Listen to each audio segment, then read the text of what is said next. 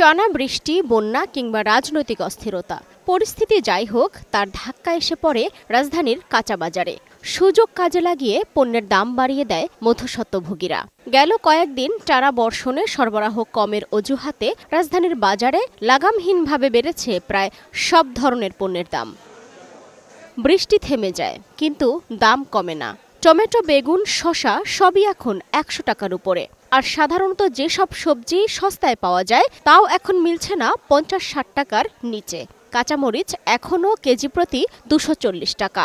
প্রতিটা মালে ১০ টাকা ১৫ টাকা বেশি। আর তারপরে ধরেন শসা আমরা বেচছি গেছ সপ্তাহ প্রায় ৬০ থেকে ৭০ টাকা, এই সপ্তাহে ১০০ টাকা। মাঝখানে তো অনেকটাই নিয়ন্ত্রণ ছিল, কিন্তু এখন আস্তে আস্তে অনেকটাই নিয়ন্ত্রণের বাইরে চলে যেতেছে। এরকম ব্যবসায়ীরা বলছেন, দুর্যোগে দূর দূরান্ত থেকে সরবরাহ ব্যাহত হওয়ায় দাম বেড়েছে। তবে ক্রেতারা বলছেন এটা অজুহাত মাত্র, পরিস্থিতিকে পুঁজি করেই দাম বাড়ানো হয়।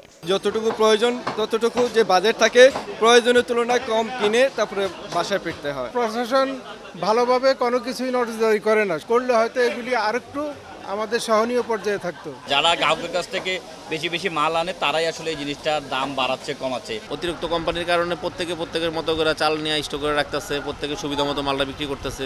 মাছের বাজারের চিত্র একই। তেলাপিয়া, রুই, কাতলা সবই বিক্রি হচ্ছে আগের চেয়ে কেজি প্রতি অন্তত ৫০ টাকা বেশি দামে।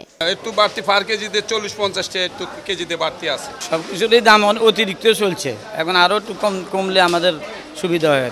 সালমা জাহান মুক্তা, বৈশাখী সংবাদ, ঢাকা।